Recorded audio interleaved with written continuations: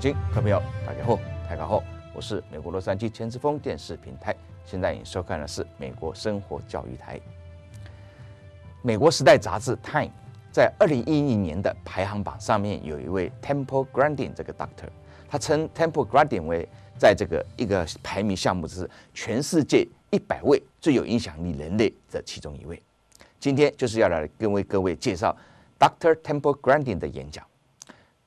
Dr. Temple Grandin 呢，他所面临的挑战和成功的灿烂人生所拍成的电影叫做 Temple Grandin。这个电影呢，在第26届的那个 Emmy Award 得到2010年 HBO 最佳的什么 Made for Television 这个电影奖。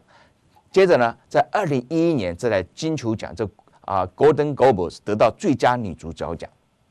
那继一个以前的电影叫《雨人》，大家还记得吗？叫《Rain Man》之后呢，自闭症又再度获得了世界的焦点关注。Dr. Temple Grandin 真是一个医学上的奇迹啊！这次呢 ，Dr. Temple Grandin 在3月7号飞到了北加州的一个小镇，叫做 Livermore 的一个 college， 叫做 Las Pastas College 做了场演讲。本台承蒙洛杉矶自闭症曾侯群及学习障碍关怀协会以及 Las Pastas College 心理系的协助下呢，本台就是我本人就开车从南加州到了北加州，做了一场 Dr. Temple Grandin 在2011年最新的演讲。为了让我们的观众乡亲朋友更加了解 Dr. Temple Grandin 的演讲内容，我这边先将 Dr. Temple Grandin 的背景先说明一下。就在1986年，当 Temple Grandin 出版的第一本书叫做《浮现：被贴上自闭症的标签》这本书的时候呢，他实实在在的震惊了整个世界对自闭症的这个认知啊！这是一位自闭症患者第一次将自己独特的一种经历和想法付诸于文字当中。直到这本书出版之前呢，许多的专家还有自闭症的家长，他们臆断只要被诊断为自闭症的这个患者呢，这个自闭症标签呢，将一直带着小孩子一直到成长到老死。据这个 Dr. Grandin 的说法呢，这种断言呢，对许多被诊断为自闭症的孩子来说呢，意味着什么？意味着伤感和遗憾的生活。就像他一样，他小时候就被这样子被贴成一个自闭症的患者。对于这些人来说呢，有一点是没办法理解的，没办法理解什么？是没办法理解自闭症患者的症状是能够被修正及控制的。而且呢 ，Dr. Temple Grandin 呢，坚持的用他自己的活生生的例子来证实，这是绝对是可能的。Dr. Temple Grandin 呢，在婴孩的时候呢，他就充分的表现出一种自闭症的症状。譬如说拥抱他的时候呢，他会全身僵硬，他既不微笑也不大笑，他对那个触觉啦、味觉啦、嗅觉的感官啦过度敏感的问题这个非常的严重，尤其声音的刺激对他来讲尤其痛苦。所以我们知道自闭症小孩子有些大声的时候，他突然会大叫很多人不能理解为什么，为什么这样子？事实上，他们对声音非常痛苦他穿那个衣服呢，就像我们平常人拿个粗糙的沙子在我们身上这样磨一样，这个衣服对他来讲就是粗糙沙子在上磨，非常痛苦。那 Dr. Temple Grandin 他会吼叫，他会发怒，乱丢东西。他3岁的时候呢，仍然不会讲话。他看起来呢，好像是被封闭在自己的世界一样，而这个世界上是拒绝跟他人有往来的。于是呢，就有人建议他父母把他送到养父所去啦。Temple 的故事呢，到这没有结束哦。他的母亲为他专门留在家里，开始教养他，并帮助他在主流社区以及学校正常的生活。那正常的学校当然会拒绝这个小孩子啦。为什么？那个学校上课的时候突然会大叫，对不对？所以他真的还要去抗争这个正常学校对这个小孩子的这个待遇在他3岁的时候呢，Dr. Temple Grandin 呢，他就把安置在一个为孩童语言因为语言缺乏能力而设计一个矫正治疗学校。然而，这个教育计划呢，并不是为治疗自闭症的孩子而设立的。所以他4岁的时候呢，他奇迹的，他慢慢开始学会讲话。虽然那个学校不是为了自闭症，但是帮忙还是有但5岁的时候呢，他就能在一般的幼稚园上课了。虽然他仍然受这个自闭症的这个症状所困扰，他不跟人相来往，而且呢，很容易受到惊吓，但是呢 ，Temple 仍然顺利从高中毕业，这公然的藐视了专家的遗言，是不是？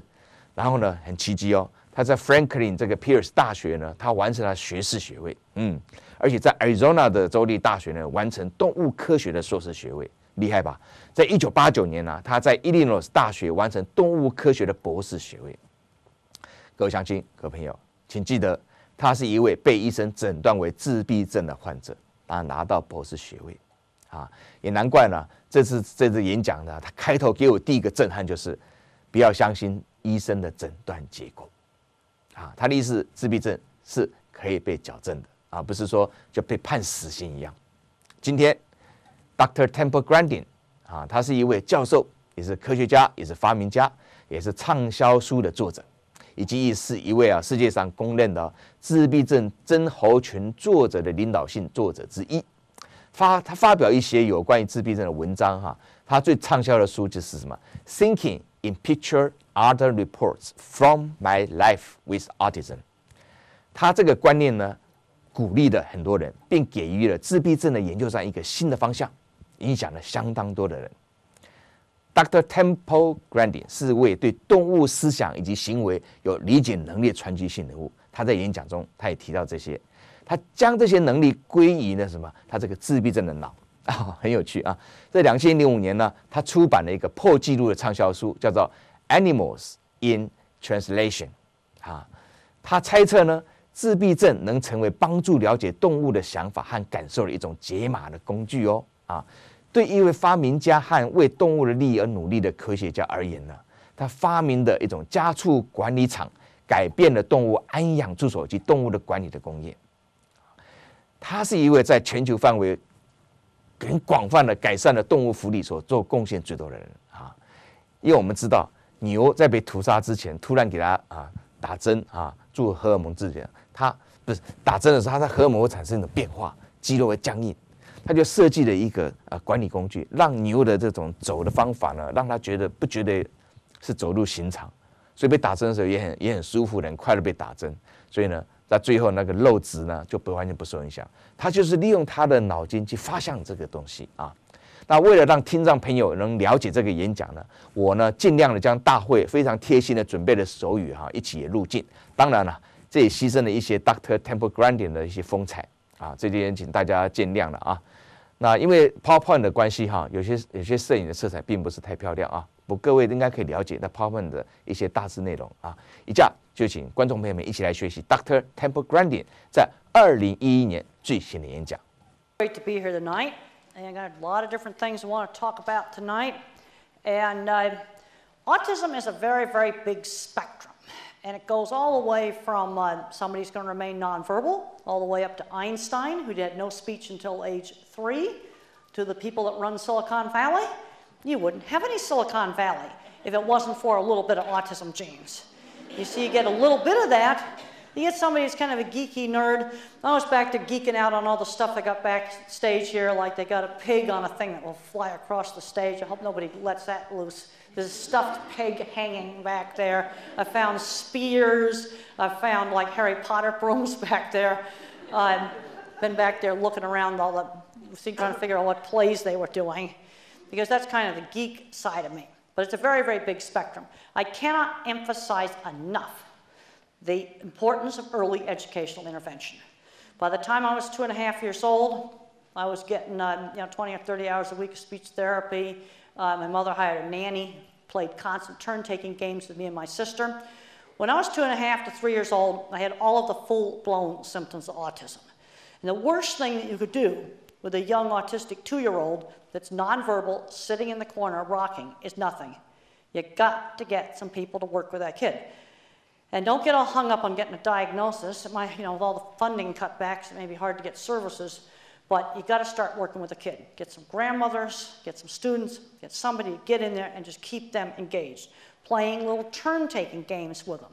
And back in the 50s, and I was raised in the 50s, we did all kinds of things with Chinese checkers and with board games and things like that. Also, being a child of the 50s, there were some expectations for behavior, like table manners, that was enforced.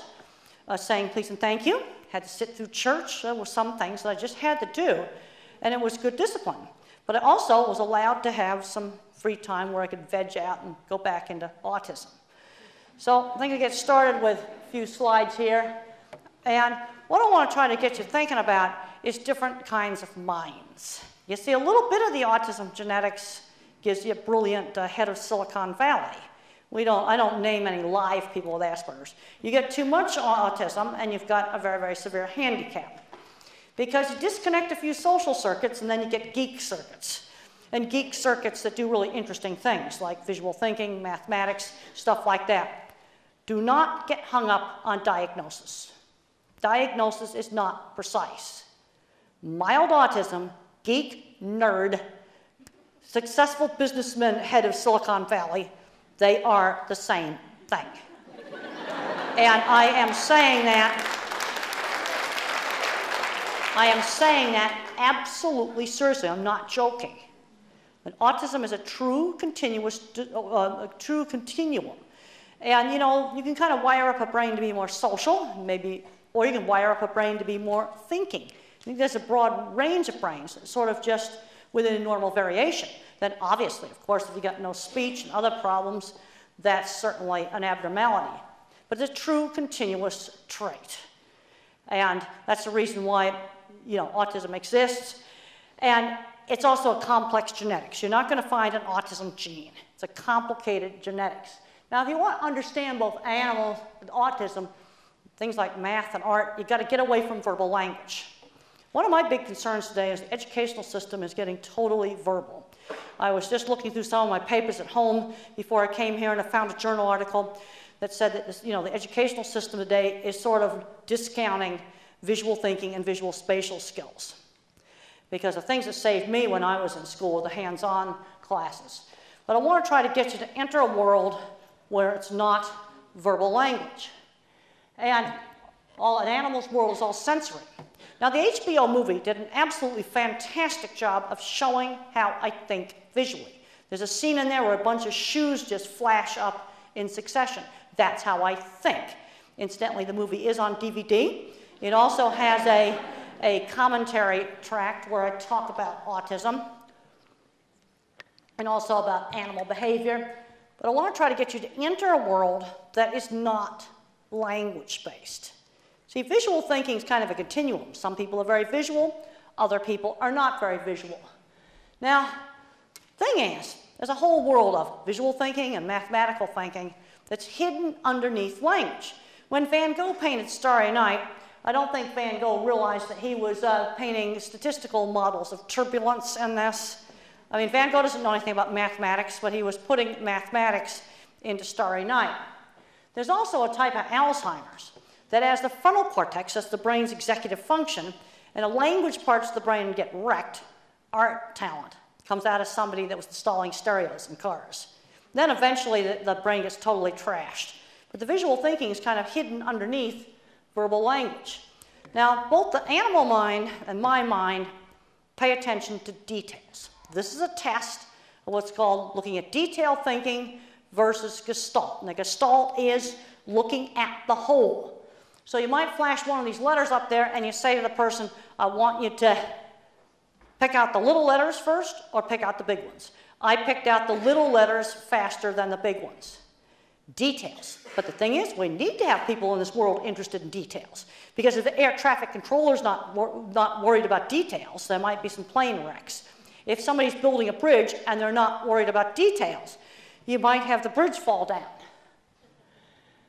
There's been research done at the University of Pittsburgh that shows that the normal mind drops out the details.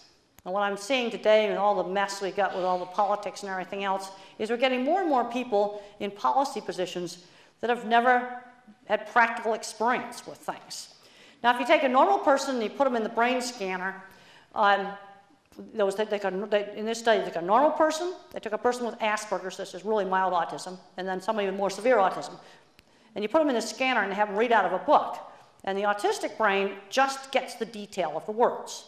The Asperger brain gets both the syntax, the overall whole, and the details. But guess what happens to the normal person? The brain drops out the details. See, normal people being top-down thinkers tend to overgeneralize. So you get a lot of broad, abstract policies, And these abstract policies don't work out on the ground. And I'm seeing more and more problems with things getting more and more unrealistic because they don't have practical experience. I have found that on any issue, I don't care what it is, that things tend to get more radical when you have people that have no practical experience. We've got to be figuring things out from a practical standpoint. Now, in the early work that I did with livestock, I noticed when cattle were moving through the handling facilities that sometimes the animals would refuse to move through the facility. And in this particular place here, the cattle did not want to go into this veterinary facility. And the feed yard thought, well, we're going to have to tear up this whole facility and just replace it. You know what was wrong is you got the flag there waving. And the flag has rapid movement, high contrast of light and dark, and it makes a real scary, scary noise. Why didn't people see the flag? It's right there, but they're not seeing it. And when I first started, in the early 70s, it was a real radical idea to look at what cattle were seeing. I said, well, look, they don't want to go by that coat that's on the fence. They're balking at a reflection. There's a rope hanging across it. They can see a shiny reflection off a car bumper. People were not noticing this detail. So they're just jamming the cattle through the chute. Look at how the animal is looking right at that blob of sunlight. I want to try to get you to be observant. Another thing you've got to look at very carefully when you're working with kids with autism is, do I have a behavior problem or a biological problem? And one of the problems you can have in autism is sensory oversensitivity. Like I've had parents say, why is the child sticking his fingers in his ears? He's sticking his fingers in his ears because that school bell is hurting his ears. When I was a little girl and the school bell went off, it was like a dentist drill hitting a nerve.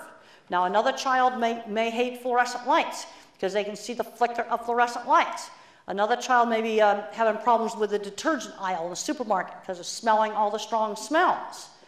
And there are some kids, if you take them in a big supermarket, they're just screaming and yelling because they feel like they're inside the speaker at the rock concert. And all of these sensory problems get worse when the kid gets tired. My speech teacher would slowly enunciate hard consonant sounds. So you go in and you have a hearing test. There is a difference between auditory detail and auditory threshold. Auditory threshold is the ability to hear very faint sounds. Auditory detail is the ability to hear the hard consonants. When I was a little kid and I would say like ball, I'd go bah, because I was not hearing the L's. So my speech teacher would enunciate and say cat, cuppa, ball, and then enunciate so I would hear the detail. And some individuals that remain nonverbal, when they try to speak, they're just saying vowels because that's all they're hearing. And then there are some individuals where hearing will cut in and out like a bad mobile phone, especially when they're tired. Now, I'd get down there in the chutes and see what the animals are seeing, and on a sunny day, look at all the shadows you got. On a cloudy day, you don't have the shadows. They can see people through the side of the chute. If they're really wild cattle, they're not going to want to walk up there. If they're tame cattle, they would walk up there.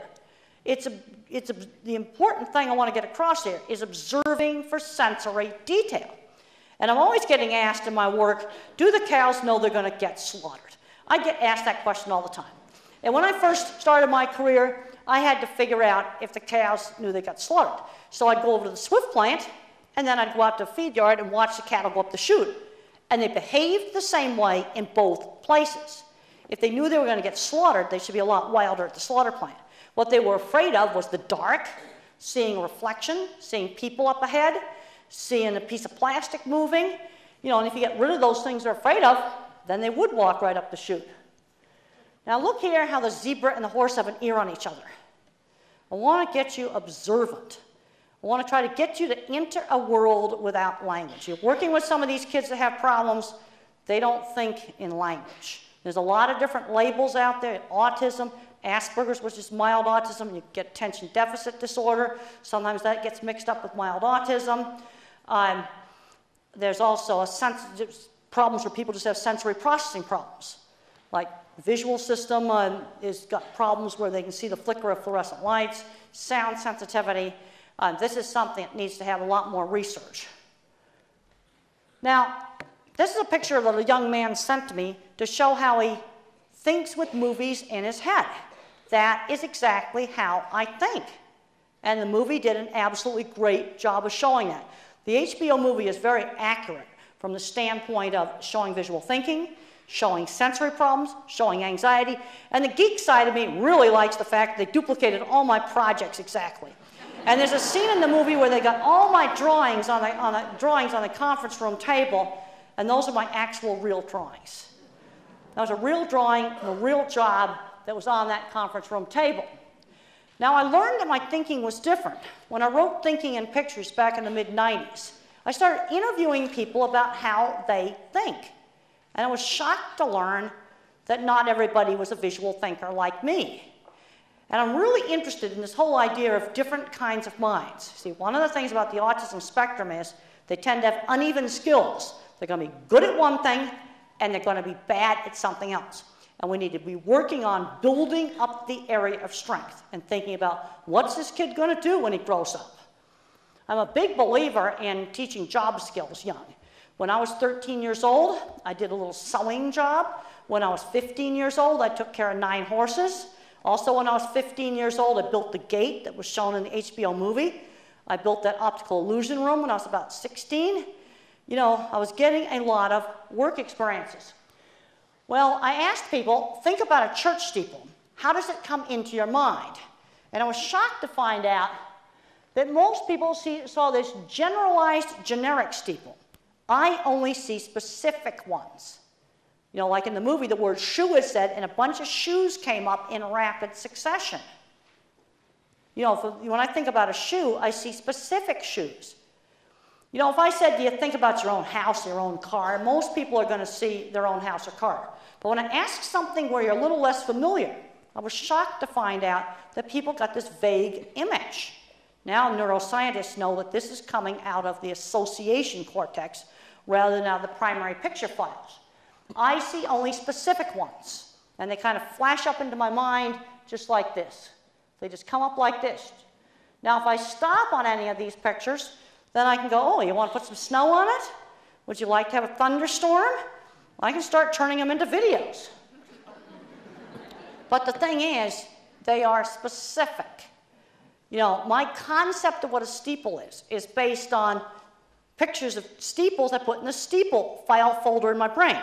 My concept of what a dog is based on pictures of dogs I put in the file folder in my brain. If I want to teach the child a concept, like not to run across the street, I got to teach it in many different locations, maybe 7 or 8 locations. Let's say I want to teach a child the concept of not being rude, for example. Well, you're going to need to just do it out there in the teachable moments. Okay, sticking your tongue out at the post office lady, that is rude. Okay, so you explain you don't do that.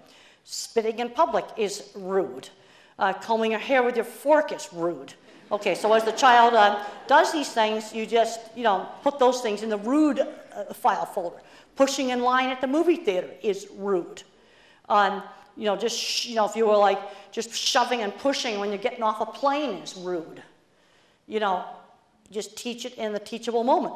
Like if I did something wrong, like touching merchandise in the store, Mother would just say to me, only touch the things you're going to buy.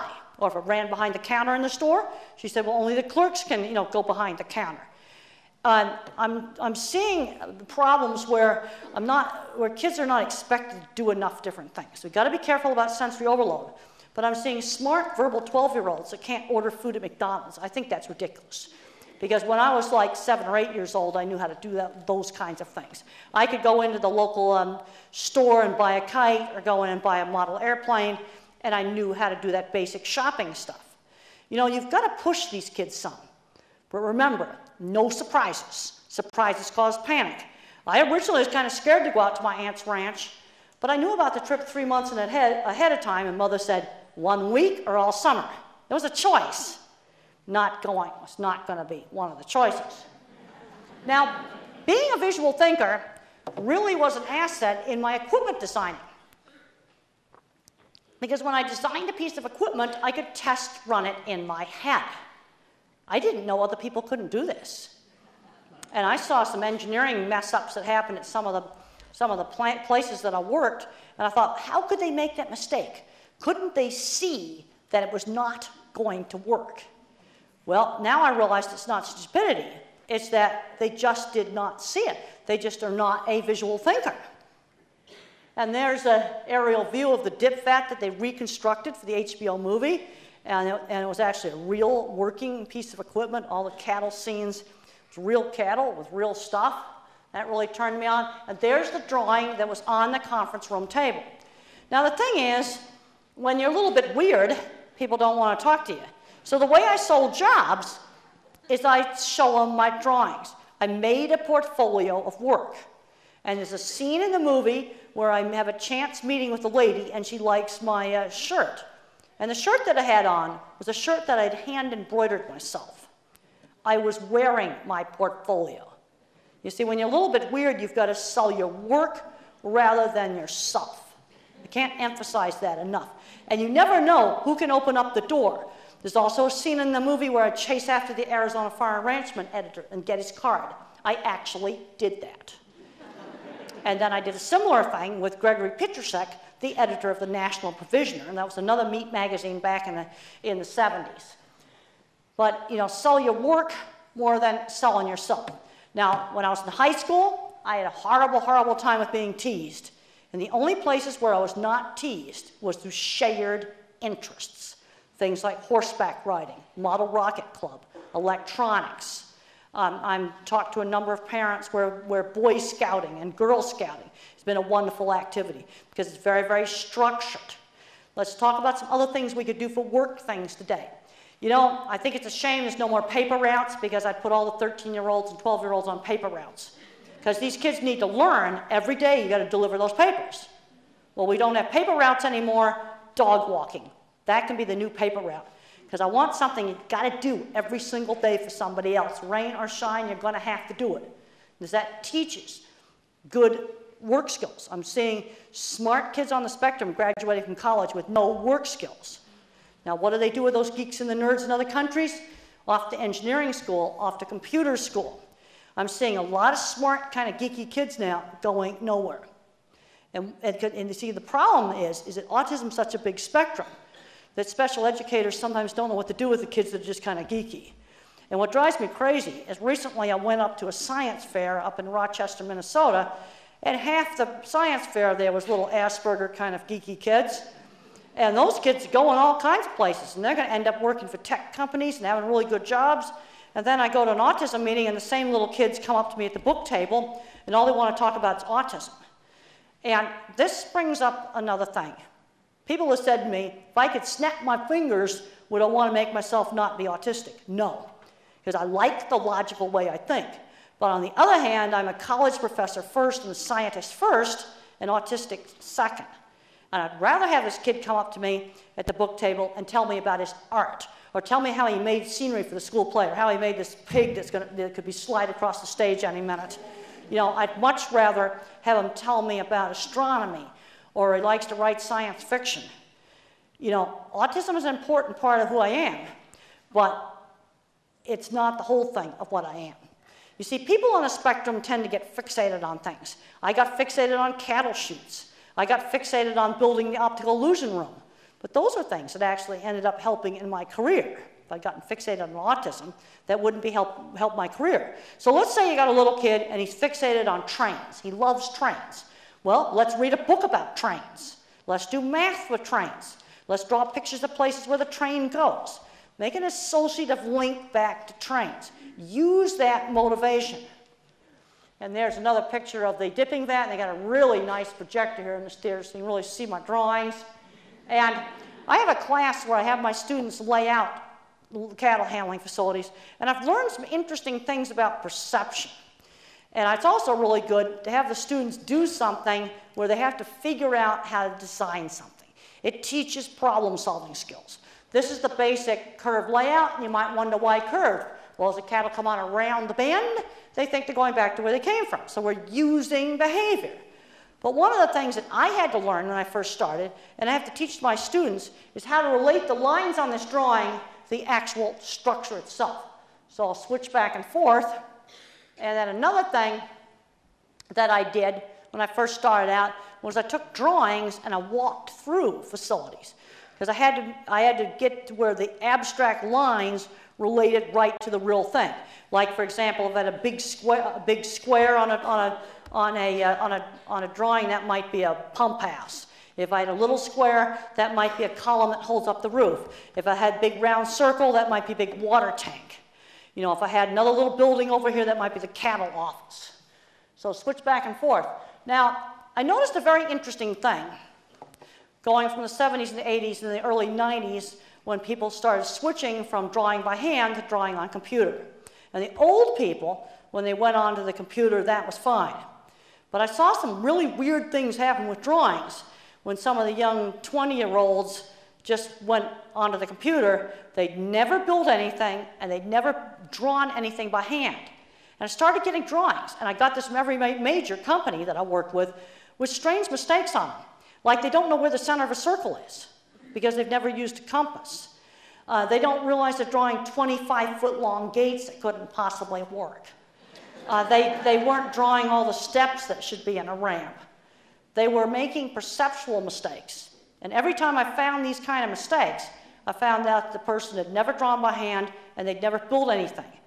And I'm very, very concerned about today, taking all the hands-on things out of the schools. I think it's a gigantic mistake, huge, gigantic mistake, because these kind of problems didn't happen before. And I think hands-on things teach problem solving. Like when I was a little kid, we'd build tree houses and build forts. And doing these sort of things, you just got to figure stuff out and learn how to do it. Like we thought, well, if we wet the lumber in the lawn sprinkler, it's going to make it easier to cut. I can assure you it makes it a lot harder to cut. And we never did that again. And then they have mistakes like they don't take the compass function and actually swing a gate, see if it's actually going to work. I've seen that mistake over and over again. Now, some little kids will show some really great skills when they're young, like around 3rd or 4th grade, 8 or 9 years old, drawing skills or math skills. A lot of these kids that kind of have the brains that are different, you're going to have uneven skills. Really good at one thing and really, really terrible at something else. And I used to joke around that I had a huge internet connection that went deep into my visual cortex. And this is tensor imaging that measures the very, very, very large connections. And it turns out, yeah, I got a big internet trunk line going all the way back to the primary visual cortex. And when I got these pictures, I kind of go, wow. And then they took another picture like right up here, and that was really super big. Mainline internet connection, and then some other research that was done. My entorhinal cortex was enlarged, and that's part of the brain's graphics card. Now, the movie did a great job of showing how anxious I was. Well, my fear center was enlarged. And I've been on antidepressant medication for 30 years. And us visual thinkers, autistic or non-autistic, and I know a lot of design professionals and a lot of movie kind of producer people where a little bit of Prozac really, really makes a difference. Just a little bit. Because it damps down the horrendous anxiety. And in my book, Thinking in Pictures, I've got a whole section on medication in there, and I'm absolutely appalled at the amount of powerful drugs given out to 5-year-olds like candy. It is just appalling. Now, there is a place to use medication in a careful, conservative way. And the movie shows me before I went on medication in my early 30s. And a little tiny dose of antidepressant can sometimes really make a big difference. And the trick with people on the spectrum is little tiny doses. The mistake that's made is much too high a dose. Let's say you take a drug like Prozac and you start to get agitation and insomnia. The dose is too high. Then you got to cut it back. Now, another kind of mind is what I call the pattern thinker. I'm a photorealistic visual thinker. But another mind, and this is not mine, thinks in patterns. It's a more abstract visual thinker. And there's been research with PET scans and other brain scans to show that the visual thinker like me and the pattern thinker, it actually uses slightly different parts of the brain. But this is much more mathematical. And to give you a glimpse into a mind that's not mine, I found this picture of this praying mantis. This extreme origami. That praying mantis is made out of a single sheet of folded paper. There's no Scotch tape and no cuts were made in the paper. And what you see in the background is the folding pattern. It's not my mind, but it's the mind of the programmer the mind of the engineer. This is probably the most important slide that I've got tonight. To really illustrate the concept of different kinds of minds. I am a photorealistic visual thinker. Absolutely could not do algebra because it's too abstract. And one of the mistakes that was made with me was we didn't go to geometry, because I'm finding an awful lot of students that cannot do algebra, but they can do geometry. Now, the verbal thinkers are going to say algebra is a prerequisite for geometry. Not if you're a geometry thinker. There's a book called Perfect Rigor about a famous mathematician. And in the very beginning of that book, they said there's two ways of thinking about math. There's the algebraic equation, like a squared plus b squared equals c squared, or you can do it with a diagram, where you take a right triangle, and then you put squares on each side of it, and that is a figure that means that same equation. That's the pattern way of doing it. And the pattern people often have trouble with algebra. There are brilliant mathematicians that can hardly do algebra, but they're doing just great in geometry, trig, and calculus. I think it's hard for people to realize that there are different kinds of minds. And the pattern thinker kids often have a lot of problems with reading. So the kid may need to be 5 grades ahead in math, but he may need tutoring in reading. See, it's uneven skills. And then another mind's the verbal fact mind. This kid's not a visual thinker. He knows everything about his favorite baseball team or movies or whatever, basketball, whatever his favorite thing is. These kids are just sort of so-so in math, and they are not visual thinkers. And then there's other people where they are more of an auditory thinker, where hearing is their best sense. They learn best through auditory, where I learn best through seeing. And then some kids are going to learn to read with phonics and others with sight words. The bottom line is we want to make sure we get them reading. Now, the thing about the different kinds of minds is that they complement each other. You need both kinds of minds. The visual thinkers can do work like industrial design. That's what I do. But you still have to have engineers to figure out some of the steel stresses and stuff on some of the stuff I've designed. You take a product like the iPod music player. A fine arts major designed the whole idea of how that works. The engineers had to figure out how to make it work. So the artist kind of gives the user experience. Engineers do the innards. And it's really important that they work together, because on the iPhone 4, they didn't work together quite as well. A pretty little phone, and they disobeyed antennas 101, and they put the antenna on the outside. When you put your hand against it, it messes up the reception. So now you have to put an ugly case on it to make it work, and Consumer Reports put duct tape on it. The visual thinker and the pattern thinker didn't quite work together the way they should have. Now, the HBO movie was a perfect example of the different kinds of minds working together, because Mick Jackson, the director, absolute visual thinker, but he made sure that every time he changed the script, he consulted with the writer, because you need to have the writer for the structure. Otherwise, you get something that's very, very disjointed. You need the different kinds of minds to really have good projects. And then a good project manager knows how to have those minds work together. Like in some of my research, my students are very, very good at doing the statistics.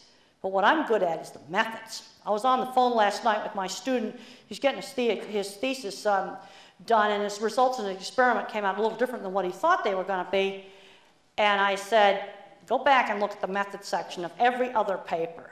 Well, then you find a reason. It's a difference in the methods. You need to do the statistics, but you also got to look at what did I actually do with these cattle. And the differences that we found, it was all in the methods. So I want you to really, really think about different kinds of minds.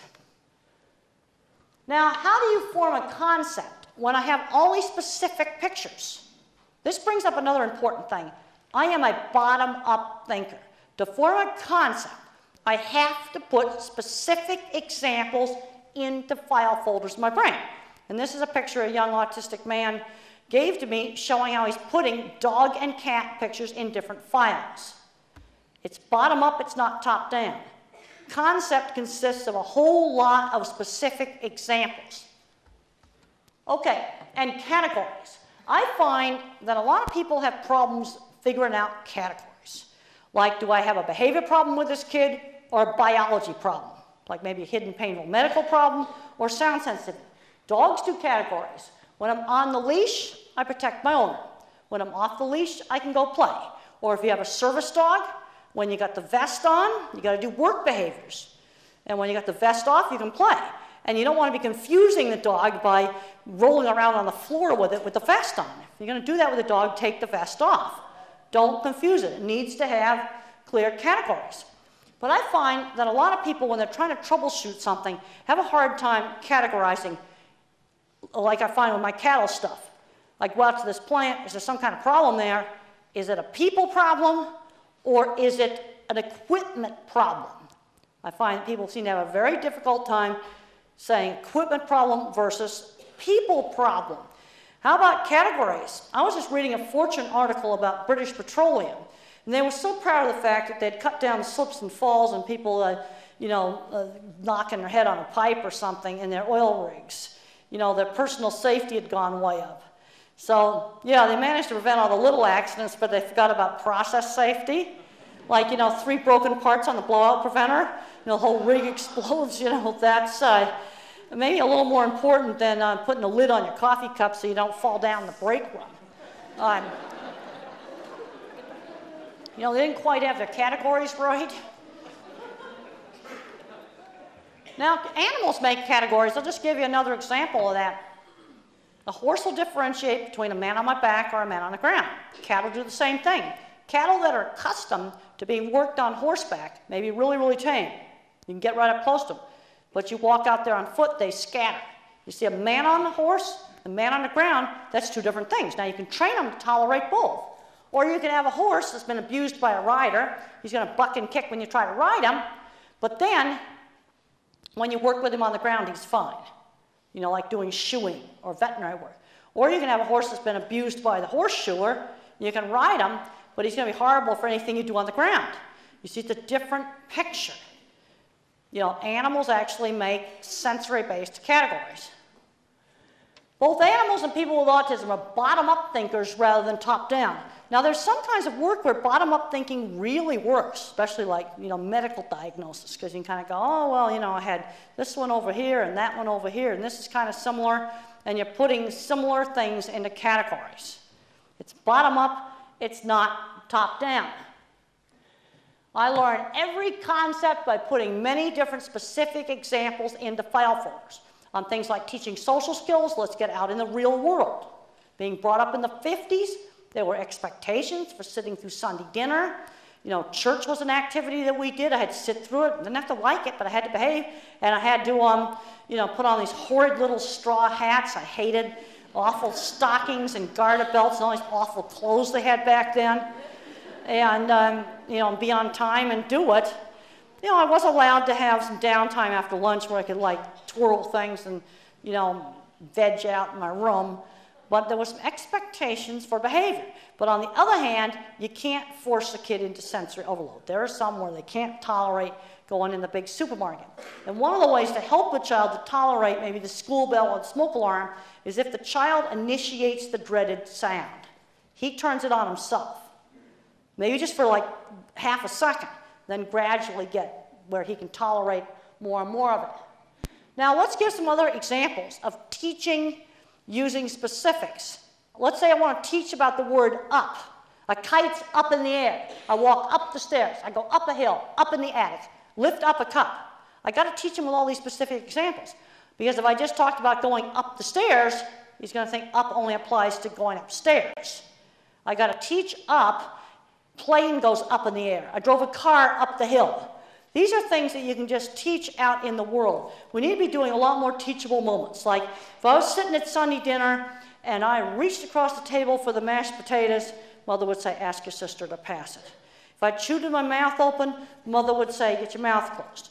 I find a lot of little kids on the spectrum come up to me at meetings and they don't know how to shake hands. Nobody has showed them how to shake hands. They put a dead fish out there, or they put the left hand out there. I just take the kid's hand and I just show them how to shake hands. I don't know, just in the last month, I've probably run into 5 or 6 of those. Teach a kid how to shake hands properly. That's not hard. You see, I think today's looser society is hurting some of these kids. I remember one time I went out with a dad and his kid, we stop at a gas station and this kid like goes in the store and he throws candy on the floor. I wouldn't have been allowed to do that. The thing I thought was interesting is he never tried to touch the gas pump.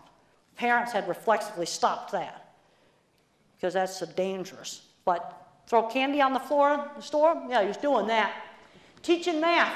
You got to teach them that math concepts apply to many different objects. It applies to small objects, big objects, food, dogs, houses. I can have 2 houses, 2 cars, 2 pennies, 2 bottle caps, 2 pens. Teach subtraction. Here I got 5 pieces of candy and I eat 2. Well, I got 3 left. That's subtraction. Teach fractions. Like when, let's say you get a pizza. Use a teachable moment. We're going to cut the pizza up into pieces. We cut an apple up into pieces. That's teaching fractions. Okay, I've got this bottle of water and I drank once more of it. Well, now I've drank 1/4 of the bottle of water. That's teaching proportion. Use those teachable moments. I think there's too much of teaching social skills in a vacuum. No, it was just done in the teachable moments. And the thing is, if I did something out in the neighborhood, the other parents, they would tell my mother. Like one day I rolled around on the floor in the little post office candy store, and Dino, who runs the candy store post office, called up my mother. I was in trouble for that. Not okay. Well, also another thing, you can sometimes get a kid or an animal that just seems to be afraid of something for no reason. Like a kid doesn't want to go into this classroom anymore, or he won't go into this particular room because maybe last week a mic fed back and went, ee, or the smoke alarm had gone off. Now he just sees a smoke alarm and he's afraid of it. Well, animals can get similar things. Here's a horse that was deathly afraid of black cowboy hats. He'd been abused by a guy wearing a black hat. White hat had no effect. See, it's very specific. If I put the hat down on the ground, it was still scary, but then as I lifted the hat up, and I got it closer and closer and closer and closer to my head, the more scary the hat got. We've got different kinds of minds. We've got to, help them all to work together. And the thing that's worrying me is I'm seeing smart little geeky kids that ought to be, going to Silicon Valley, ought to be solving the energy crisis going nowhere. And I think I'm really getting concerned that our schools just don't value visual spatial thinking, hands-on stuff. It's getting all verbal. And the thing is kids, if you work math and reading and stuff into the hands-on stuff, kids are probably going to do better on the test. But it teaches problem-solving skills. I'm getting really worried that we're not doing that. So I'm seeing, too many smart kids getting addicted to video games.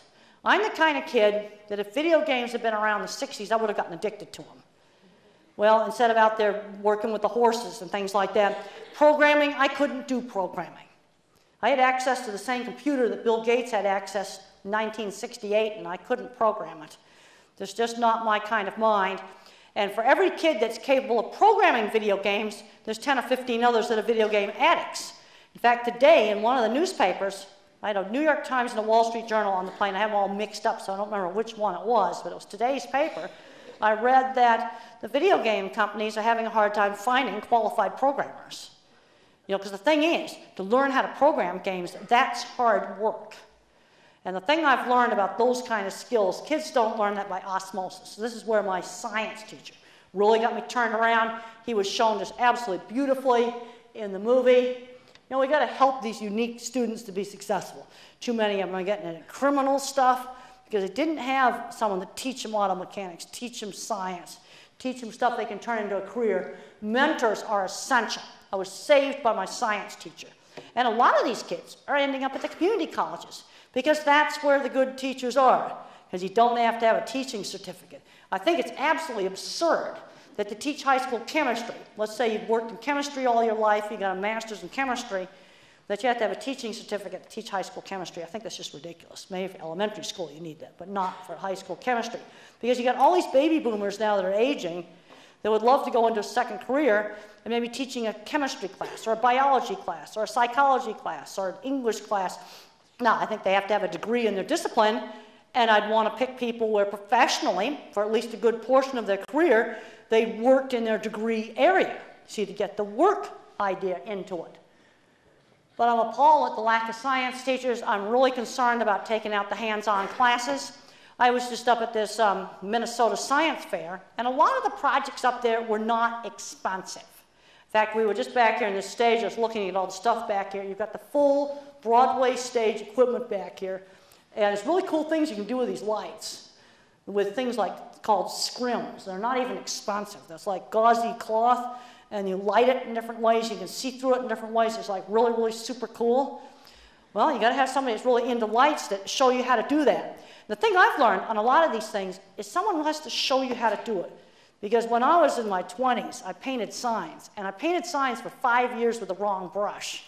Because the brush that works really well, when you look at it in the art store, it's such a soft, furry thing. I'm going, well, how could I use that? No, you have to soak them in lard oil and shape them. Somebody has to show you that, or you have to read it in the book. You know, there are things you just have to be taught by people who really know it. We need to be giving the different kinds of minds opportunity. And this is stuff I was doing, carpentry work, riding horses. If I hadn't had these activities when I was in high school, I would have gone nowhere. These things saved me. Now, you know, there's a lot of different diagnostic labels. I think oppositional defiance is a lot of rubbish. You know, autism's a real thing. You've got all kinds of different kinds of dyslexia. But we need to be looking at some of these sensory issues. I had a student that was dyslexic, where fluorescent lights were so much like being in a disco and in a strobe light that she just couldn't function. You know, the 60-cycle fluorescent lights. In the future, we'll get lighting technologies that don't flicker. But right now, as they phase out the regular old incandescent light bulbs, this is going to be a real problem for a lot of people. I can tell you, if I had this problem, I'd be hoarding them. And now I'd go down to Costco and buy them by the case and be hoarding them. Because there's some people, when they go to read, the print will jiggle on the page. And one of the ways that you can stop that is trying on colored glasses. You know, like go down to Walmart and try on the light pink ones, maybe some light blue ones, till you find somewhere where the print doesn't jiggle anymore. See, back here in the back of the brain, there's circuits of shape, color, motion, and texture. They know where they're located, but scientists have absolutely no idea how they work. And there's something wrong with that. Because I talked to a guy where a hockey puck had hit him in the back of the head right here, right in the visual cortex, and he got that same problem and busted up the systems that make the graphics file go together. And why would colored lenses help that? I don't know. Sometimes printing the homework on colored paper helps. Laptop computer screens don't flicker. iPads are probably okay, but some computer screens flicker and are just unusable. There's a little kid putting his hands over his ears. I already talked some about sound sensitivity. Another problem that the quirky brains have is attention shifting slowness. Like if a cell phone goes off out over here and I pay attention to that, it takes me much longer to shift back. And I'm turning away from the sign language interpreter because I've got to screen out her motion. If I let her get into my periphery, I can't screen that out. So that's why I'm turning away from her. You know, but that's a problem that I have with attention shifting. My attention shifting is slow. I have a lot of problems with multitasking. Now, there's a lot of entry-level jobs where you've got to multitask. But there's a lot of professional jobs like design work, you don't have to multitask. And here's a problem where the student can see the print jiggle on the page. And I had a student that had this problem. I am finding in my livestock handling class, I have 60 every semester. I have 1 or 2 every semester that absolutely cannot draw. If I ask them to make a line, and then I want 3 half circles along that line, they can't do it. It's and I said, what are you seeing? And they said they're seeing waves in between the lines. You know, and they certainly aren't going to be a visual thinker if they have that problem. That just shows some of my books. What I want to do right now is, I mentioned the Developing Talents. That is my employment book. And we need to be getting a lot more into teaching people work skills.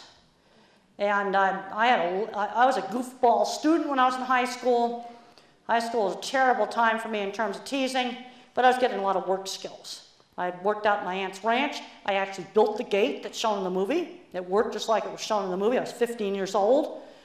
I was taking care of 9 horses. When I was in college, I was doing an internship at a research lab. I'm seeing smart guys graduate from college and they haven't done any work stuff. I think that's absolutely ridiculous. You know, sometimes these kids are coddled too much.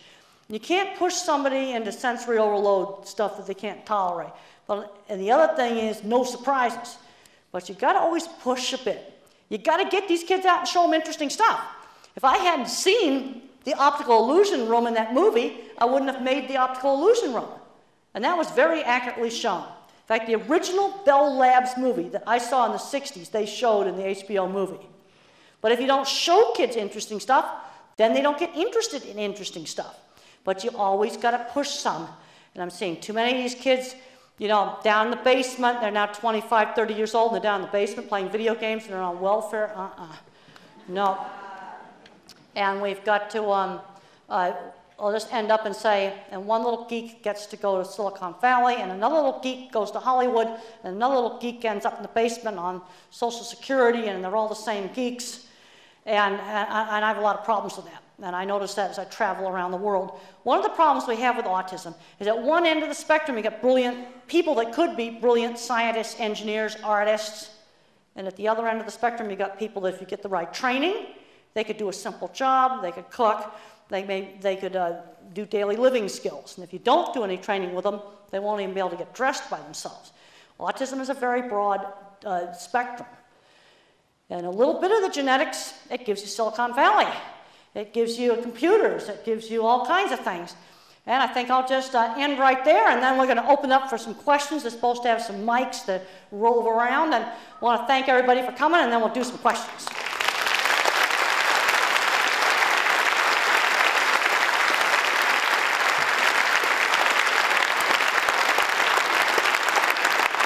Hopefully, they've got some mics, otherwise...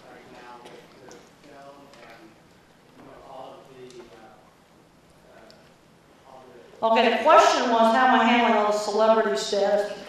I consider it a big responsibility. And, you know, never get a fat head or anything like that. It's a responsibility. I try to answer all the mail. I feel it's a responsibility to give people practical, common sense advice. And just to answer one other question that I get asked all the time in autism. People are always looking for a magic turning point, a magic breakthrough. There's not. It's a slow learning more and more and more and more as I put more and more data into the database. Okay, I'm going to pick some. Okay, I can't. Maybe we can get the mic so everybody can hear. Here we go. I was wondering because...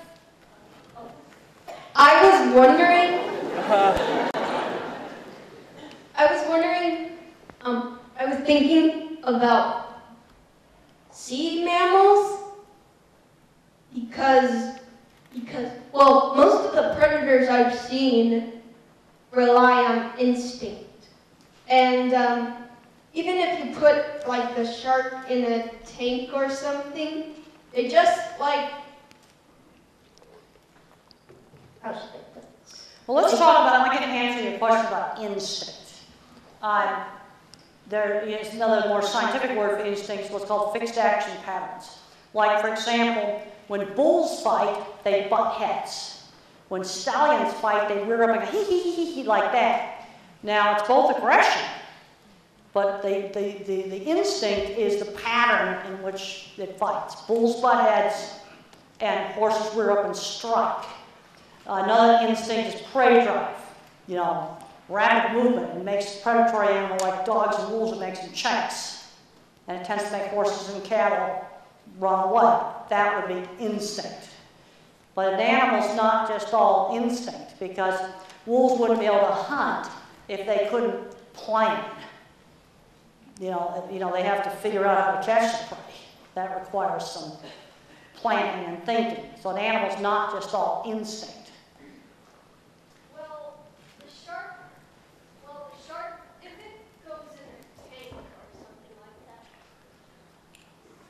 Well, the thing is, you go, you know, a shark has got a smaller brain than a dog does. So, shark is probably more driven by instinct or fixed action patterns than a dog would be.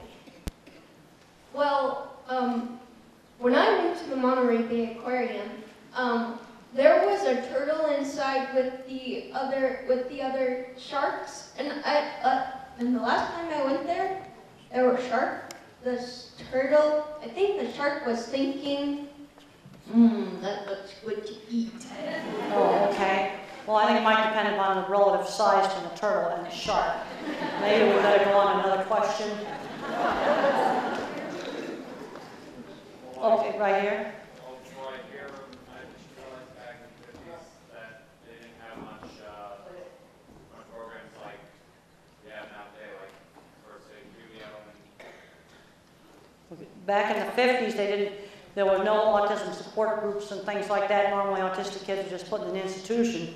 But I did get some very good early educational intervention, and his mother could see that I was pulling out of it. So what you're saying is, like, having mentors on your side can be able to make a huge difference within your life. Well, absolutely. Absolutely. And my science teacher was one of the really important mentors, because even though I was getting all these work skills, I wasn't studying. I had no interest in studying. And he got me interested in studying because now I had a goal of becoming a scientist, and if I wanted to become a scientist, then I'd have to study some stuff I wasn't that interested in, like English and history, because that was part of becoming a scientist. You know, mentors can really help get the kids turned around. And I'm seeing a lot of these boys are getting labeled oppositional, defiant, stupid things like that, because they don't have the auto shop teacher or the welding teacher or someone like that to get them turned around. And there's actually a shortage in the U.S. right now in certain hands-on occupations like certified welding and machinists, because I read a lot of business stuff, and those are good jobs. I'm not going to send those jobs over to China. They can't fix cars from another country.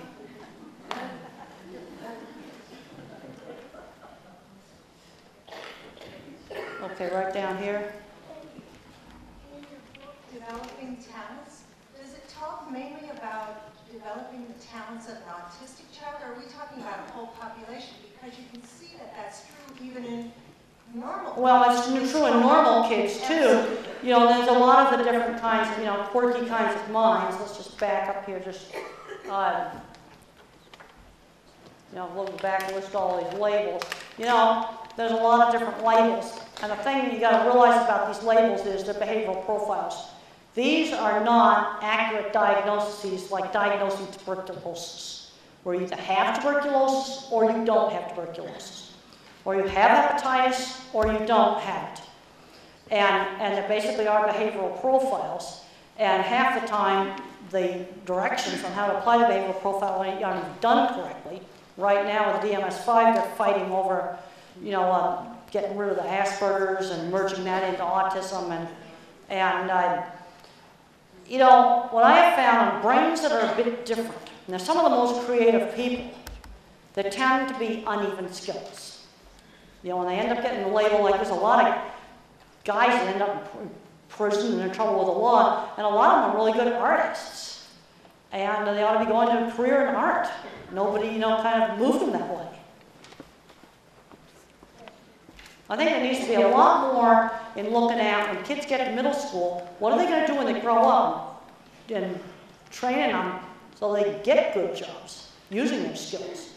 In the movie, in your early years, you didn't want to be touched. And then later on, you developed the squeeze shoe where you got inside, and you enjoyed the ability of being squeezed. Now, later on, do you now enjoy being hugged? Oh, I like being hugged now. You see, this is where you can desensitize some of these things.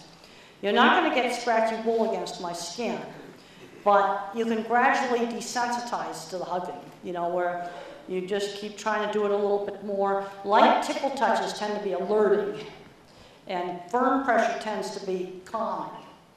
But one of the places where they really need to be doing research is on these sensory problems, because they can be very debilitating. I know people are living in a darkened room, but you have to kind of push a little bit to try to tolerate things a bit more. And one of the basic principles is if the child or the adult initiates it, it's often easier to tolerate. So you might push the button on the fire alarm, the smoke alarm, one that you've wrapped up in a towel, just a little bit, and then you gradually take the towel off. And Or let's say the child can't tolerate going in the supermarket, then we go in the supermarket, but then when he gives a signal like this, then we're going to leave the supermarket. Also, work on this when the child is not tired. When they're tired, all these problems get worse. But if there's one place where we really need research, it's on these sensory issues. And why is it taking so long to do research on this? I think it's hard for people to imagine an alternate sensory reality, where sound that doesn't bother you is like a dentist drill hitting a nerve to me. You know, they've done 15,000 papers on the social stuff and brain scans on that. You probably have 200 papers on face neurons and things like that, very paper on sensory. But how can you possibly be social if you can't even tolerate being in the noisy places where people socialize? You know, one of my top priorities for research, not just for autism, but for a lot of other disorders as well, is these sensory sensitivities. And the problem is they're very variable. If you take 20 kids with autism, maybe 2 or 3 have the visual problem. Maybe 5 or 6 of them have really bad sound sensitivity problems. Then there's others that have touch sensitivity problems. It's very variable, and these sensory problems are not the same across all of them. How do you find that now they're using dogs to calm the kids with autism, or they want to care for a dog, and that's a responsibility? And do you find that animal care or specifically having a companion dog is helping the kids? Well, for some kids it can be helpful. Some kids just naturally bond with dogs. And then there's others that don't like dogs because they don't know when they're going to bark, and that's going to hurt their ears. You know, I just talked to a lady that raises service dogs, and she said that some people have unrealistic expectations of what the dog is going to do. They're looking for a magic fix. Now, one place where I'm hearing some really great things is with therapeutic riding. I've probably talked to about 7 or 8 sets of parents now where their kid did their first words on a horse. And I think the reason for that's sensory, because when you're riding, you're getting rhythmic activities and balancing activities at the same time. And that rhythmic activity and that balancing activity stimulates the vestibular system. And for some unknown reason, nobody knows why it works, it seems to help stabilize the nervous system. You know, I'm a bottom-up thinker, so I'm not going to make up some theory that's probably going to be wrong. I'd rather just say this seems to happen in certain kids. It's a difficult thing to study, because if you took 20 kids with autism, maybe this only works on one of them. But there is a subgroup where this has happened enough times, and on therapeutic riding, it's happening when the kid is on the horse. Not petting it, not putting the tack on, not leading around, riding it. It's when it happens. My son is 7 and he's autistic, and we have a lot of help for him in his school and outside of the school. But we're going to be moving to a new home, and I'm wondering what are some important things to consider? Moving to a new home. One of the things is no surprises. If it's possible, if it's in another state, you can't visit the house, but maybe could you look at the house on the real estate website? You want to try to make it not a surprise. You know, if the house is like far away in another state, if you could get some pictures of the house, both inside and out. Now, if you were just moving to a new school across town, then I'd want to visit the new school. What you want to do is take the surprise factor out of it. So they know as much about it as possible. Like what's his new school going to look like that he's going to go to? So I want to get some pictures of his new school. What's his new classroom going to look like? You know, contact the school and get them to email you some pictures. That's going to help make this less scary. You want to take the surprise element out. Now, when designing the home, we'll have kind of a blank slate. How would you design? Well, the thing is your child one that's bothered by fluorescent lighting? You can get special electronic fluorescent lighting that's a higher frequency. If you can, I'd be ordering the light bulbs down at Costco. No, I'm serious about that. Some kids that have visual problems don't like a lot of stripes and kind of contrasty stuff. I loved stripes. When I earned some money in my little sewing job, I went out and I bought these hideous striped shirts that my mother really hated because I liked stripes. I liked visual stimulating things. Where another kid would hate those shirts because the stripes would all be vibrating. So this is where it's variable. And if I was, in general, in designing a school, I'd want to get rid of the 60 cycle, electricity fluorescent lights. That's the thing that I'd want to get rid of, if possible. And if you're stuck with that, then you can put a 100-watt light next to the desk. New lighting technologies are going to come in because this fluorescent light problem probably bothers up to 10% of it, 5 to 10% of the public. I mean, it is going to have to be addressed. But until it is addressed, it's going to be probably the single worst thing, that you could have in a school. There's some kids where lots of decorations on the wall is just great. You got to figure out what kind of kid you have. Sometimes some of them are very sensitive to a lot of glues that are used in carpets and glues used in plywood and things like that, and some are not. But the most important thing is I get lots of pictures of the school, the house, any friends you might already know in the new town, get pictures of them, let the kid talk to them on the phone, maybe even on a Skype or something where they can see them. So in other words, you want to get as much of the surprise element out as possible. Okay? I can't see up there. Yep. Yeah, I can see it now. I wanted to go back to your example of the steeple. Yep. You think of specific steeples. I think of specific steeples, that's right. Do you have trouble recognizing cartoons or pictograms, things that are very abstract line drawings? Well, I can understand what those are. Where it's just a few little lines and that's a guy's face, or a few little lines and it's a dog or something. Yeah, I can understand those. Okay. I was curious about that. Yeah, I can understand those, and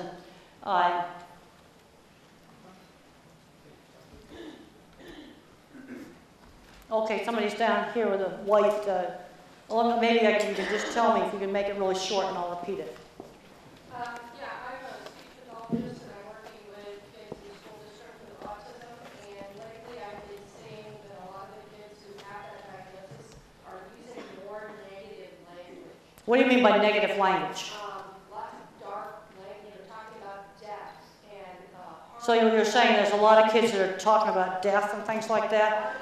All right, the first thing you want to look at if they're talking about kind of bad stuff like that is, has a kid been abused? Is he coming out of an abusive background? Then the other thing I'd want to try to do is try to get away from that sort of stuff. Try to get him interested in other things. If the kid's a visual thinker, let's get him to do pictures of stuff that's nicer stuff. If the kid's got mechanically inclined, maybe get interested in auto mechanics. Try to get them interested in other things, get them off those subjects. But I have seen some cases where they write a lot of bad pictures and things, and the kid's been abused. So you've got to rule that out, or at least try to find out what's going on. Okay, right here.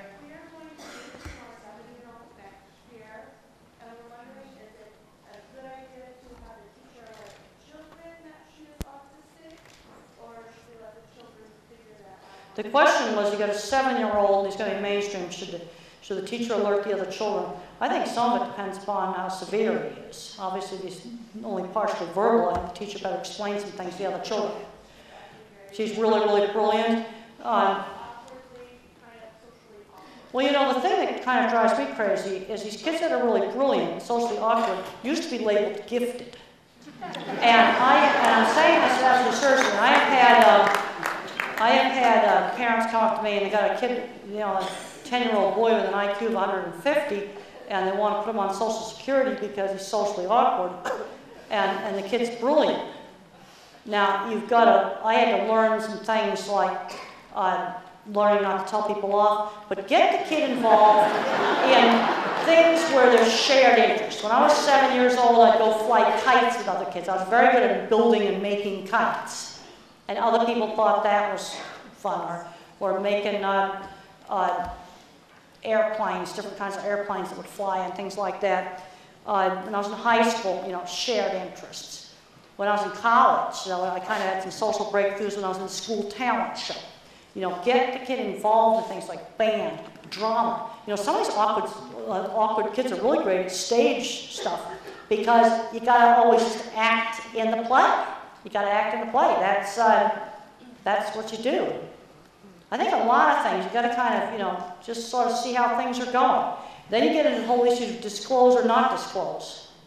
I never disclosed anything except for specific needs, like I couldn't stand the noise, or I don't want to multitask. I don't walk up to people that don't know and say, well, I tell them I have autism. I might tell them, well, I got a little hearing problem and let's go outside because I don't hear well in this background noise. I just tell about the specific thing. Yep. Dr. Brandon, what is your thoughts on children who script constantly? What do you mean by script? Be specific. They're talking to themselves. Oh, talking to themselves? And you have a real difficulty in breaking through. I mean, we were doing some behavioral approaches, but, you know, what's with that? I used to talk to myself, tell stories to myself, and I had times where I was allowed to do it, like at night in my room. You know, I think, you know, that there's times I was allowed to do that. Other times, like dinner table, we were not going to have any stimming or any, you know, twirling the fork up around in the air, anything like that. But then after lunch, I could have an hour to myself where I could do that stuff. Okay, So I compartmentalize it, you know, because some of that kind of stuff, you know, is calming. But there's certain places we actually don't allow it. Dinner table, classroom, church, we don't allow it there. We have a question up here. I've noticed a lot for current education, the way they process stuff is standardized tests. A lot of it is you have to pass the SAT or the STAR test. Do you feel that hinders, like, do you feel that that's currently hindering our education system in the way that teachers teach students, and the way that, like you said, certain ones are taught, you know, and are better at math, or is better at English, because we have set that bar at a certain standard? Do you believe that's holding? Well, I think that you know, teachers need to get more creative on teaching the kids math, because what I've heard isn't so much a problem with the tests, but not being very creative in how math is taught. Because I just talked to some teachers that run a real hands-on kind of classes, and they use the international test, and the kids are at the 95th percentile on the international test, not some watered-down state test. So I don't think it's so much the tests are a problem. You know, making people do endless drills, I don't think is the way to teach kids how to pass tests. First of all, they got to know how to read. I've been a professor now for 21 years. I've also talked to a lot of my colleagues. And in the last 10 years, I'm seeing a lot more problems with lousy writing skills. I'm not talking about handwriting. You know, critical thinking, you know, composing a paragraph. I just was reading an article in the paper that the business community is getting really fed up with the business schools because, you know, students coming out of business schools don't know how to write, how to put their thoughts together and think critically. Okay, you go on the internet, what's rubbish and what's the good stuff on the internet? I've solved a lot of my own health problems by looking up stuff on Dr. Google, but there's also a lot of garbage there, people selling all kinds of garbage you don't want. You've got to sort that out from the good stuff, and I think there's a great need for teaching critical thinking skills, writing skills. See, when I was in elementary school, and I was a bad student, you know, you'd write a little composition about your Christmas vacation, and then the teacher would red mark it up, and then I had to correct it. I did that in college. That's how you learn how to write. Someone's got to copy edit your work and then make you correct it. I think we're not doing enough of that sort of stuff. Just learning how to write. Another question over here. Because I was a horrible student in high school, but by the time I was in 9th grade and I goofed all around in high school, I could write better than some of the kids we're seeing today. And then I just read in the paper that the community colleges are spending huge amounts of time just teaching kids basic math and writing. You see, I don't think a test is so much an issue. I think it's we need to get a lot more creative in working math and reading into a lot of other activities. Okay, let's take like auto shop class. Well, if you want to understand all computer systems and they've got in these cars, I think you're going to have to be able to read to do that and work math into these things. You know, I just found out that algebra can be used to calculate flows in hydraulic systems. Well, that's a subject I'm really interested in because it involves cat squeeze chutes. Well, maybe I might have learned some algebra that way. But I certainly couldn't learn it the abstract way. Dr. Grant, we've got a question over here. Okay. I know that you went away to a private school, is that correct? Yeah, I did. Yeah. And I'm wondering, nothing against public. What I have found in the whole public and private thing, so much depends so much on a particular school and a particular situation. Okay. I travel all around the country. I have seen situations where I had friends that sent their kid to the most, this is a normal, smart little geeky kid, the most expensive schools back east. This would be a kid in 4th grade and he hated it. You know, and then he went to some other different school and then it worked just fine. So much of it depends on the particular situation. And the school, etc. That's right. And the particular people, particular parents, and the particular teachers. Because in defending teachers, I've had teachers ripping their hair out, coming up to me saying, well, we can't get the parents to do any discipline on this kid. You know, so I've heard the other side of it too. And just traveling around, I know a lot of parents overworked, you know, it might be, you know, both parents are working, but there's just, then the parents and the teacher got to get on the same page. You see, mother and my 3rd grade teacher worked together. Like I was naughty at school, there was a consequence, no TV that night. Was that public school? It was a private school, but it was a normal school. The school I went to as a young child would be very similar to a small rural public school. It had 100 students, grades kindergarten through 6th grade, and I've been in small rural public schools that would have been very similar. Now, and there were 12 kids in the classroom. If I'd been stuck in the classroom, like today's type of classroom, 30 kids, kind of chaotic, doing different things, that would not have worked without an aid. Because I noticed in the film you had a fantastic teacher that I heard you refer to earlier. My science teacher, yeah. Yes, that was phenomenal for you. Well, I'm concerned that we don't have enough science teachers. I mean, we're losing all the, the hands-on things like shop and stuff like that. But there's a lot of hands-on stuff you can do that's not expensive. When I went up to this Rochester, Minnesota Science Fair, I mean, half the projects in there probably cost $20 to do. Which is household stuff. There's a lot, if you've got creative teaching, you can do a lot of creative things with stuff that's not really expensive. Okay. Hi there.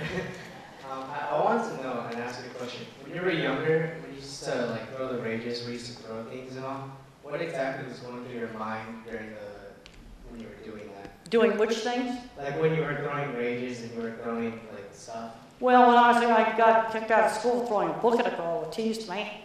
They called me a retard and I bounced a book off her head. I got kicked out of 9th grade for that. Dr. Brandon, got a question over here? Okay. What would you think about, how the media and like movies, they portray people with the disorders, like learning disabilities, they portray them in such a negative way. Do you think that's kind of affected how people think of people with learning disabilities? They think of them as sort of like someone who is not normal in society? We're going to have to start showing what we can do. There's a thing I learned in my business. I started my livestock business, and you can go to my website, Grandin.com. I'm going to put that up there, because that's got all my livestock stuff on it. And I started that business freelance, just one little job at a time. One little project at a time. And I made a portfolio of pictures and drawings, because I sold my work and not myself. Now, there's a lot of famous scientists and artists, that had problems. Like the guy who started JetBlue was ADHD. There's an article in Fortune magazine, a big business magazine, on dyslexic CEOs. I think you can go on Google, type in Fortune magazine, dyslexic CEOs, and you can find it. There's certain abilities that a lot of these people have, because the skills tend to be uneven. And I think we need to be emphasizing a lot of the, really good things they've done. I mean, half Silicon Valley's got some autism. Mild autism, geeks and nerds, it's the same thing. We need to be showing off, the good stuff, we can do.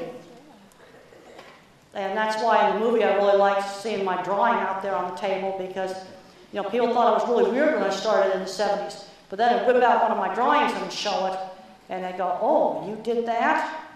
Then I started to get some respect. I think we need to be just showing stuff that we can do. Dimple, we have one up here. Okay. Also, getting my business started was a lot of hard work. You know, I didn't learn. I spent 3 years just going around all these feed yards learning. And there's also a book by John Robinson called Look Me in the Eye. He's coming out with a new book called Be Different. And he learned all this electrical engineering stuff.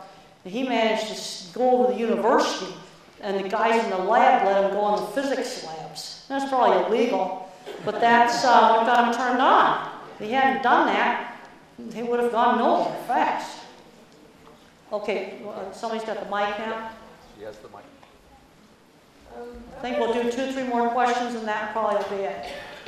Ever since I was in high school, I've been diagnosed with epilepsy, plus another mental disability. Well, epilepsy is actually a neurological disorder. It's a neurological disorder, and autism is a neurological disorder. I've always been a bit fearful of huge cities like San Francisco or Hong Kong. I get overwhelmed by all the lights and the... So in other words, you probably got a little, along with the epilepsy, you got some sensory problems. You know, sometimes you can work on, you know, like if you go in a sports bar and there's like 5 TVs going on in there, is that hard for you? Yes. Well, that's some of the sensory issues. See, the sensory issues are happening in conjunction with a lot of other things, not just with autism. And they're one of the things that really needs to be studied. But lots of people have got sensory issues. You look at like impressionistic art and cubist art, I'm gonna bet you the people that invented that had visual processing problems. Okay, we're gonna do 2 more questions and then that'll be it. Got one over here. Okay. Hi. I am a person, I go to school here, but I have for a while I have sensory difficulties with a lot of stuff, and I was wondering, doing work experience and stuff and being hands-on involves a lot of sensory interactions. So did you have to overcome any of that in your learning Well, process? I mean, I had to use power saws, and I didn't really like the sound of it. I mean, one of the things you can do is you can wear earplugs, but if you wear earplugs, you can't wear them all the time. Because if you wear them all the time, you'll make your brain more sensitive. They got to be off half of the day. Sometimes, you know, I've gotten now where I can tolerate those sounds. Okay, let's say you were using a power saw. Well, I can turn on the saw and cut like a half an inch of a board, you know, and then gradually you can sometimes desensitize it, especially when you're initiating that sound. Because even now I don't really like the sound of power saws, but I've used them. So it's you acclimatized to it? You can sometimes acclimatize to it. You know, now what is your problem? See, you got to be specific. What sensory problem do you have? It's more, I'm sensitive to sensory. I have trouble with lots of sensory input, and I also have transitional stress, which makes it harder to I can push past the barrier and then I can get... When you say transitional stress, you mean going to something new? Yeah. Well, sometimes you have to just do it. And then, when I gave my very first talk in graduate school, I panicked and I walked out. And that would be transitional sorts of things. Now, some of these visual processing problems, they're some of the worst. Because I've seen people where they absolutely don't seem to habituate to fluorescent lights. Where some of the sound sensitivity, you can sometimes habituate to some of that. And the touch sensitivity, I've gotten to where I don't have it in my hands anymore. Okay. I got my hands are desensitized. I still have it on my legs, but I wear soft things against my legs. See, one of the things you got to look at, what is the specific problem, and what is the thing that you want to do? What are you good at doing? I'm good at thinking and being creative. What kind of creative? Being real abstract. Innovation. What? Innovative. What have you innovated? What have you innovated? I like to problem solve, find solutions to different Well, you see, you're talking very, very abstract. Oh, okay. Let's start talking about what is a skill. How can you take your skills do something other people want. Like I got all fixated on cattle squeeze chutes in my squeezing machine. Yeah. And I used to talk about it endlessly. People don't want to talk about cattle chutes. They want me to design cattle chutes. See, I had to take that interest, turn it into something that other people want. They wanted me to design corrals, not talk about it. I like space travel. Well, I don't think, you've got to find something that you're good at doing that's a skill that other people want. Yeah. Like one of the first things I ever did is I painted signs. And one of the first sign jobs I had was to make signs for a beauty shop, and I certainly couldn't put cattle on it. I had to make a sign that a beauty shop would want. In other words, I had to take my ability and make stuff that other people would actually want. You know, so you got to start figuring out how you can use, when we're trying to look at what would be good jobs, what was your best subject in school? History. History, okay. Yeah. And, I really like history. well, maybe you'd be good at doing writing, maybe you'd be good at doing some journalism types of things. Oh, okay. You know, that might be something you'd be good at doing. Well, you just start out one little job at a time, you know, writing for a local community newsletter or something. So you start building up a portfolio. And the other thing online, you type on Word, and then the next day you post it on a website somewhere. Don't ever type directly on a website. You'll push send and wish you hadn't. Thank you. Okay. Last question up here. Okay. Oh, yeah. Okay. Well, I'm wondering what would cause people to have certain obsessions. Like, for example, I'm currently at my new school, as part of the Ryan Academy, there's certain topics that teachers want to talk about. I'm banned from talking about Pokemon, and there's a lot of other things that. Well, there's always fads. I mean, when in the 50s it was hula hoops. Oh, that's all. Hula hoops were a big fad in the 50s. And I actually was, pretty good at doing that.